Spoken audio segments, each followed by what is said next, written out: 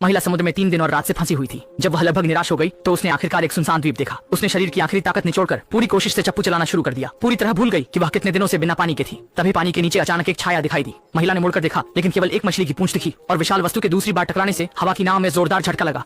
जब वह उलझन में थी, अचानक कई टन भारी एक महान सफेद शार्क प्रकट हुई और फिर उसने कश्ती पर जोर से काट लिया। महिला तुरंत घबरा गई क्योंकि हवा की कश्ती तेजी से नीचे जा रही थी। संकट की घड़ी में उसने अपनी पूरी ताकत लगाकर चप्पू चलाना शुरू कर दिया और शांत समुद्र तल पर बिल्कुल हवा नहीं थी, इसलिए वह अपनी थोड़ी सी ताकत के सहारे ही आगे बढ़ रही थी। धीरे धीरे आगे बढ़ रही थी। महिला ने सामान्य से 10 गुना अधिक प्रयास किया। देखते देखते वह द्वीप के अधिक करीब पहुंच रही थी, लेकिन अचानक एक झटका लगा, संतुलन बिगड़ गया और वह गिर पड़ी। एयरबैग में हवा लगभग गायब हो चुकी थी, लेकिन जबरदस्त जीवित रहने की इच्छा ने महिला को हार मानने नहीं दिया। अब जरा सी भी चूक होती तो वह समुद्र में गिर जाती और शार्क के मुंह का निवाला बन जाती। महिला बहुत डरी हुई थी और मजबूरन हाथों को तेजी से हिला रही थी। काफी प्रयास के बाद वह भूमि से केवल 1 कदम की दूरी पर थी और भूखी शार्क भी तैयार शिकार को छोड़ने वाली नहीं थी। लेकिन तभी महिला अचानक रुक गई। देखा कि एक बोर्ड पर लिखा था कि बाहरी लोगों का प्रवेश निषिद्ध है, नियम का उल्लंघन करने वालों पर कानूनी कार्रवाई होगी। पीठ पीछे 3 बड़ी शार्क के होते हुए भी महिला ने बिना सोचे समझे अपने हाथों का जहाज का चप्पू फेंक दिया, उम्मीद करते हुए कि यह थोड़ी देर के लिए उन्हें रोक देगा। इसके तुरंत बाद वह धीरे से खड़ी हुई और कूदकर समुद्र में उतर गई और आगे बढ़ते हुए सागर के अधिपति ने चूक किया। देखकर कि शार्क इतनी उग्र है, महिला छोटे द्वीप के किनारे पर रखे लकड़ी के बेड़े की ओर तेजी से तैरने लगी, लेकिन उसकी स्थिति तुरंत पकड़ में आ गई। महिला ने फिर से मौत को मात दी और अपने नीचे के सहारे को महसूस किया। उसका डर अब जाकर शांत हुआ, पर वह खुश होने की फुर्सत नहीं पाई। उसकी हथेली में अचानक भयंकर दर्द हुआ क्योंकि लकड़ी के मचान पर चढ़ते वक्त उसकी हथेली लोहे के कांटे से छिल गई थी। तनावग्रस्त हालत में उसने मुश्किल से खड़े होकर, यह जानते हुए कि टिटनेस कितना खतरनाक होता है, तुरंत पास में रखे सप्लाई बॉक्स को खोला। अच्छी बात यह थी कि उसमें कुछ खाना और दवाइयां थी, सो उसने पट्टी से अपना हाथ सरलता से ठीक कर लिया।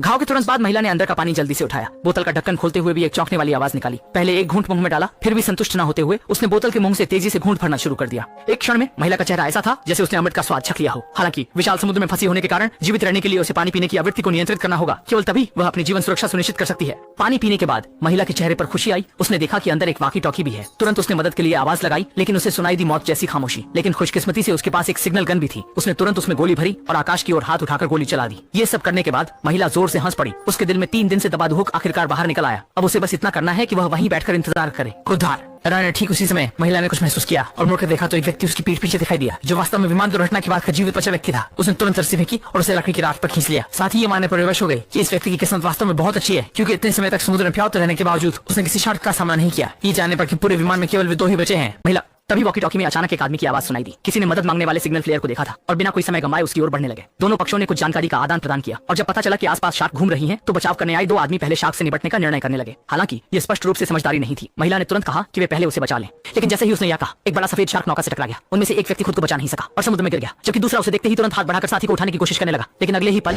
सेकंड के बाद शार्क ने फिर से हमला किया और एक बार फिर से जेटी से टकरा गई। अंततः बचाने आए दोनों लोग मारे